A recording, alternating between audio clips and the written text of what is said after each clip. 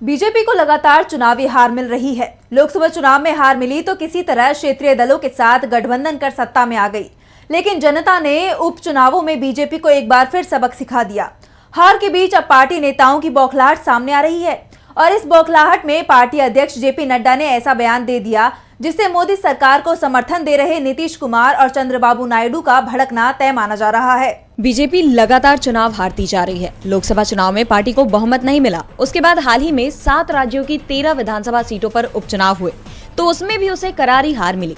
13 में से 11 सीटों पर बीजेपी और उसके सहयोगी दलों को हार मिली है तो इंडिया गठबंधन ने 10 सीटों पर कब्जा जमा लिया। उपचुनाव के परिणाम के अगले ही दिन लखनऊ में बीजेपी नेताओं की बैठक हुई तो हार की हताशा पार्टी नेताओं के चेहरे पर दिखाई दी और इसी बीच जेपी नड्डा ने ऐसा बयान दे दिया जिससे एनडीए में ही घमासान मचता दिखाई दे रहा है।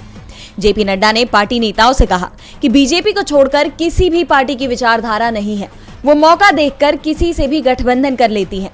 नड्डा के बयान से जेडीयू और टीडीपी में नाराजगी दिखाई देने लगी है क्योंकि पिछले 5 साल में ये दल 3 बार पाला बदल चुके हैं। ऐसे में माना जा रहा है कि नड्डा ने बिना अपने सहयोगियों का नाम लिए उन्हीं पर करारा तंज कस दिया है। 3 साल पहले भी नड्डा ने क्षेत्रीय पार्टियों को लेकर बयान दिया था कि सभी क्षेत्रीय पार्टियां समाप्त हो जाएंगी, लेकिन 2024 के लोकसभा चुनाव में क्षेत्रीय पार्टियां मजबूत होकर सामने आई है। यहां तक कि नरेंद्र मोदी की कुर्सी भी क्षेत्रीय दलों के समर्थन पर टिकी हुई है। नड्डा के बयान से मोदी सरकार जरूर मुसीबत में फंस सकती है। बैठक में यूपी के सीएम योगी आदित्यनाथ की परेशानी भी खुलकर सामने आती दिखाई दी और उन्होंने बीजेपी की हार के लिए सोशल मीडिया को ही जिम्मेदार ठहरा दिया और इस पर लगाम लगाने की जरूरत तक कह दी। हालात ये हो गए हैं कि बीजेपी के नेता घबराए हुए दिखाई दे रहे हैं।